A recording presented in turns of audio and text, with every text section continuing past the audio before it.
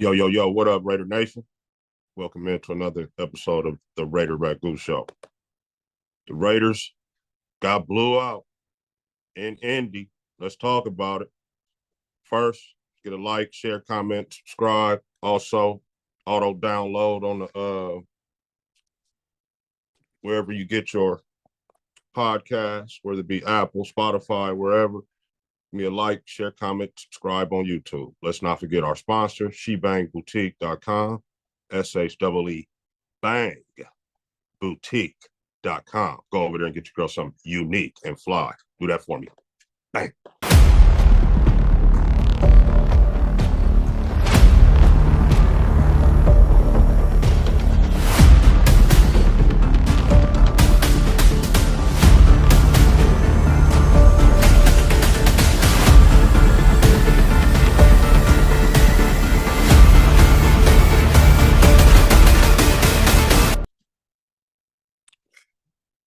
All right, so here we go, Raider Nation. You know, hang in there, y'all. Stay loyal. We 1-4. We thought it was going to be better than this. They sell us a dream every year in the offseason saying how it's going to be. And, you know, we're going to be much improved and all that. And then you come out and same old Raiders, right? Even Pete Carroll. First and foremost, what jumped out yesterday, the red zone woes continue for the Raiders, man. When they get down there, they simply have issues punching the ball in. They got into the red zone on a 9-minute drive, and just at the brink of scoring, Geno takes a sack, and then next play, incomplete. We got to kick a field goal. All that time wasted, not wasted, but I'm saying taken up with the time of possession and all that, only to get 3 points. That was a sign of bad things to come. And it ended up being bad, man. The Raiders have to learn or figure out how to score the football when they get down to the red zone more often than not. Right now, it's just been for the last couple of years. They just haven't been able to find it. And there's various different reasons why. But it also happened down when Geno threw the pick with Eugene. My bad. I called him Geno. His name is Eugene. Now, the ball was tipped, and he threw the pick. I do think DeForest Buckner was in the neutral zone, and they didn't call it, though. I'll give Geno that because I thought the same thing, and the ball got tipped up, and they intercepted it. It was a real big game-changing play because, if I'm not mistaken, right there, if we scored a touchdown, now it's 14-10. Okay, even if they go down and score and make it 20 to like how they end up scoring, but they probably wouldn't have because they wouldn't have had as much time because we would have ran more plays to get into the end zone. Then it would have been the kickoff and all that to happen. But as it was, they got the ball right there and drove for that 3 minutes and punched it in right at the end of the half. It was a real backbreaker touchdown, too. They went up 20-3. Just imagine how different 14-10 is from 20-3, or even 14-6 for that matter. But, it didn't happen. We didn't get the call. The ball got intercepted. They drove and pretty much put the game away in that first half, really. It was not a good day for Raiders. The special teams continues to kill us. Ian Thomas, the backup tight end, supposed to be blocking on punt team. He misses a guy, lets a guy run right around him. The guy runs smack dab into A.J. Cole's leg, blocks the punt. They recover right there and end up scoring off that. But more importantly, A.J. Cole got hurt. So we don't even know if we got a legitimate punter coming into this next football game. He has a high ankles from what Coach Pete said. So it's day-to-day. He's going to try to kick on Friday and see if he can do it. But then we had a kick ran back, right? But a punt ran back, but they got it called it was called back because of a hold, but really, it's just another long touchdown given up on the kick return team. And let me say this too about the kick return team. And I saw that Pete Carroll even kind of echoed what I'm about to say right now too. His thoughts. These are my thoughts. But Pete Carroll said this today in the press conference too, if you heard him. There's too many like offensive dudes on the kickoff team, bro.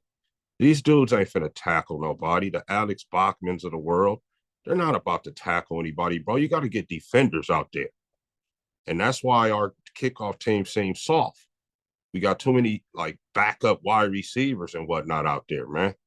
Get some backup defenders out there. Get some starters out there. I don't care. It don't matter, man. We ain't got really nobody big time except Max that, could be like, nah, I don't want to go down. I don't want to be on kickoff.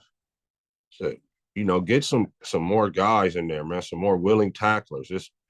The receivers are just running down there and getting blocked conveniently. You know what I'm saying? They don't really want it. They're not defensive players. They don't even know how to tackle really. That's just my observation, man. Get the receivers off of there and put some DBs on there. I don't care if you got to use the starters. Put them on there. Let's get some people stopped. Any safety on the roster, you should be on the kickoff team, period. And special teams has just been killing us. Like midway through the game, I found myself asking for the Tom McMahon's job, man, because it's been 2 weeks in a row where we've been getting killed on special teams. The team isn't, I would say the team isn't good enough to be messing up on special teams, but special teams is part of the game. Special teams is part of the team. That's one of the groups. And this dude, his group is failing us. His group is giving up big plays, momentum changers, right? When it could be the other way. Like on the long punts, if we go down there and bury that thing, that could be momentum switch to our side. But when you get the long return, right, that puts momentum squarely with the other team. Now our defense got to come out and try to sustain that. And that, it's putting them at a disadvantage. The special teams of the Raiders so far early in this 2025 campaign has not been good. Coach McMahon has been here for a long time, and I haven't heard of any reports of them entertaining getting rid of him, but the fact still remains: the unit has been below average. The unit has cost the Raiders ball games. Definitely cost them the Chicago game by not blocking the guy on the kick, getting the kick blocked. We haven't had any kick return touchdowns. Laube only got he has about a 35-yard return. That's the best return we ever had. And that was from last season. When are we going to return a kick? You know what I'm saying? What do we have this guy for, man? Anyway, if it was me, Tom McMahon would be in danger of losing his job as special teams coordinator with the Las Vegas Raiders. You have to step it up. Matter of fact, we can't have anything else happen on special teams. Or, man, it's just been a season worth of stuff already, it feels like. A bunch of returns, blocks. So, got to get that together, man. We got to get the special teams together, or we're not going to win any games. Like, I tempered my expectations back before the season started when I was just looking over the personnel. And I said, this is a 6 or 7 win team. Even though, when the schedule first came out, I was on the Kool-Aid. Like, yeah, the Raiders can win 11 with Pete Carroll and all this. I'm thinking we're going to get Shador and all that. It was a whole different world at that time. But, yeah, maybe 6 wins, 7 if they're lucky.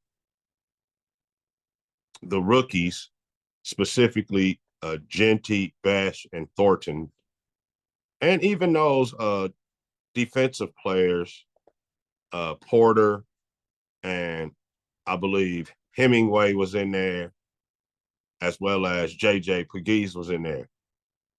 All the youngsters need to play, man. They just need reps, reps, reps. And Petey said something similar to that, being a statement about how if you let the rookies play early in the season, by late in the season, they'll be ready to contribute for you. And I believe that's what the Raiders are doing.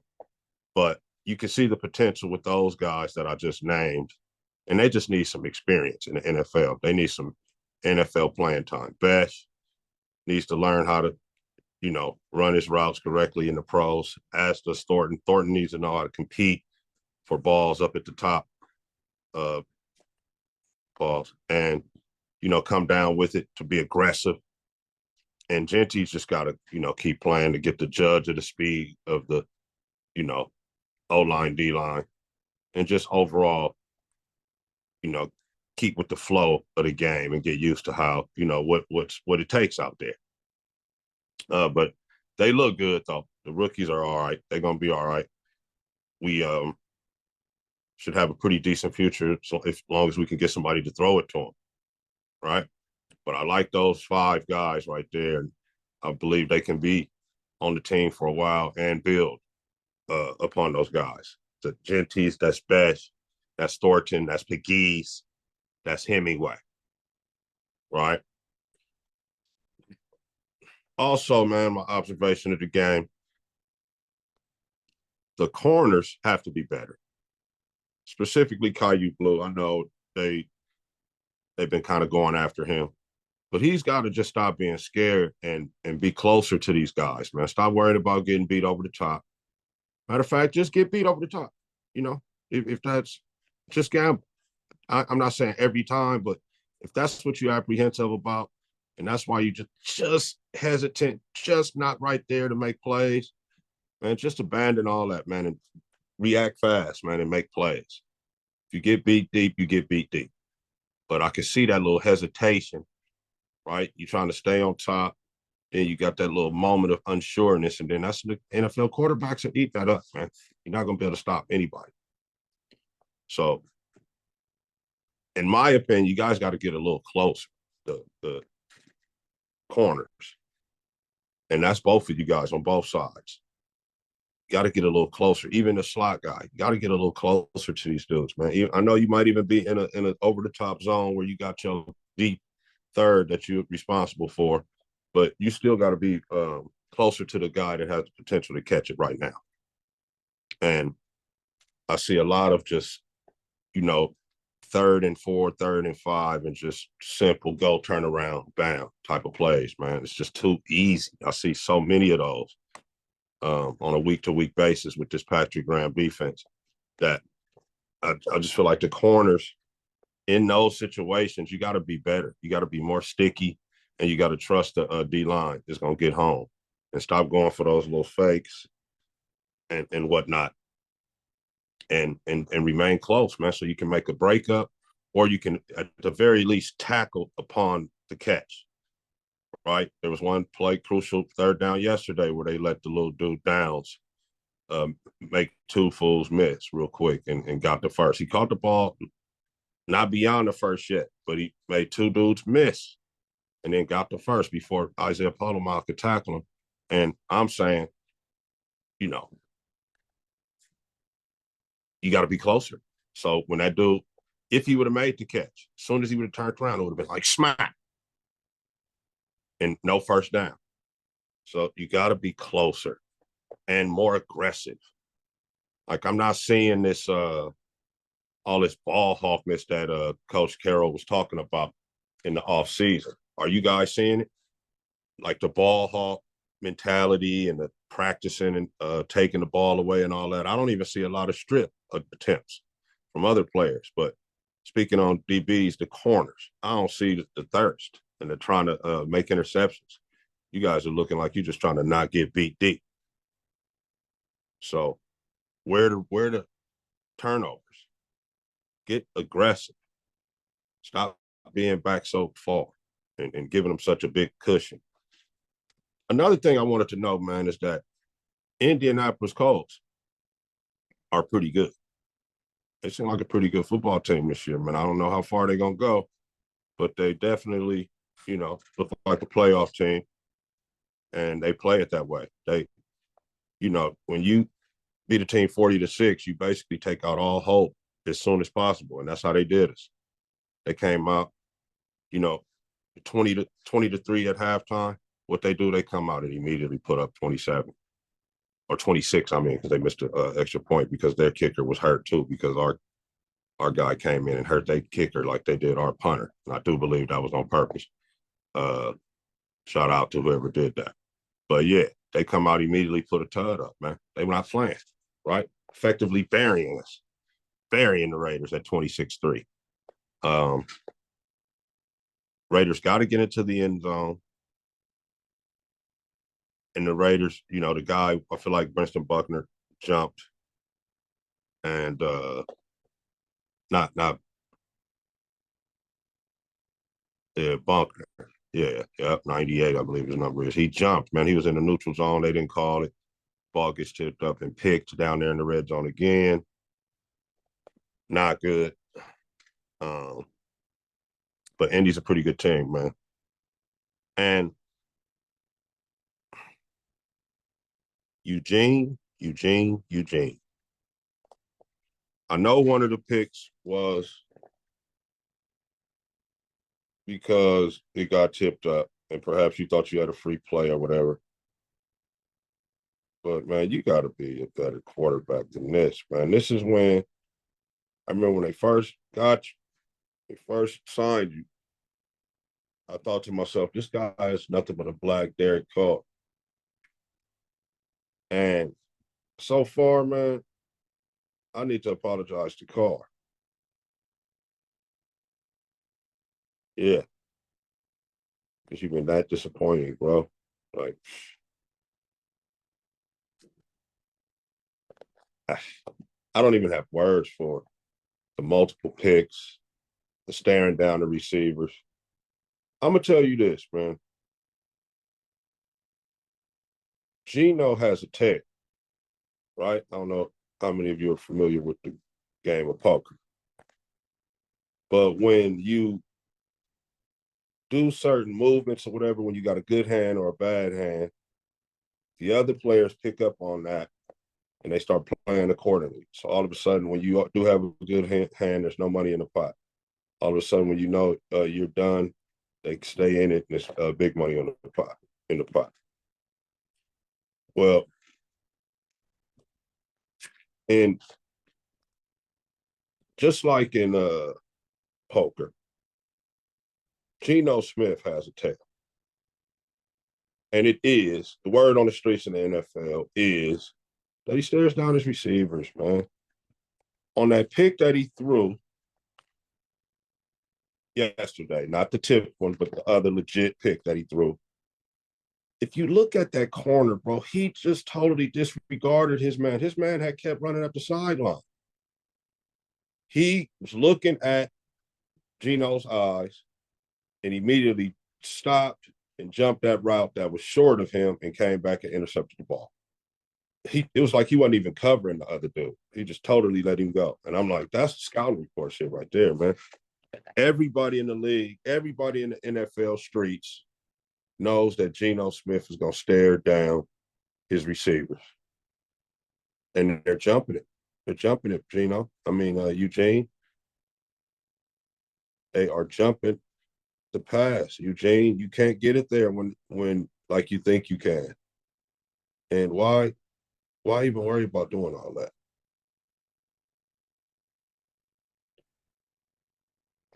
So, Geno, either you're gonna have to, shit or get off the pot. Excuse my language. Geno, either you're gonna have to go to the bench and watch it over there, or you're gonna have to have about 3, 4, 5 straight good football games, man. And if you don't have it in you, there's no need to have you around, man. You might as well put in a Kenny Pickett and cut their ties with you and try to get a younger quarterback in here in the next year or two.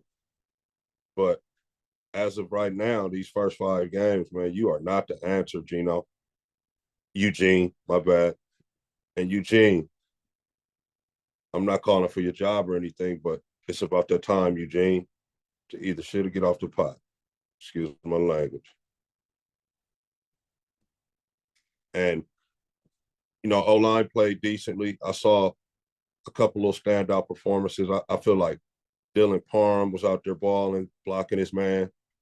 I felt like Jeremy Chin did a really fantastic job yesterday in all phases of the defensive game and defensive game plan. He had the really big hit on the dude to jar the ball loose on the third down. And, he's just very versatile and does a great job. I think he's been a bright spot, low key, Jeremy Chin. If you're a football guy, you know what I mean. So, yeah, man, that's it. That's how we're losing games. Bowers not playing, that kind of hurt us. But I think even with Bowers, if you're going to be giving up the not scoring on the long drives, and if you're going to be giving up, the big plays and block punts and whatnot, then, even Brock can't help that. But we got to get it together, man. I truly believe that it can come together. For the last couple years, in week 6, I've been on vacation in the Caribbean. So this year we're doing the same thing. We're going back. So the Titans game, I'm gonna be on vacation in the Caribbean. The Raiders have not lost since with me in the Caribbean. So there's that. They'll hopefully pull this one out against Tennessee. But I will be back, preview the Tennessee game. They're coming off a win. They're now 1-4, so it's going to be 2 1-4 teams squaring off next week. And that's it, man. Raiders, you just got to get better. And that's it, man. I ain't gonna hold you guys. Just win, baby.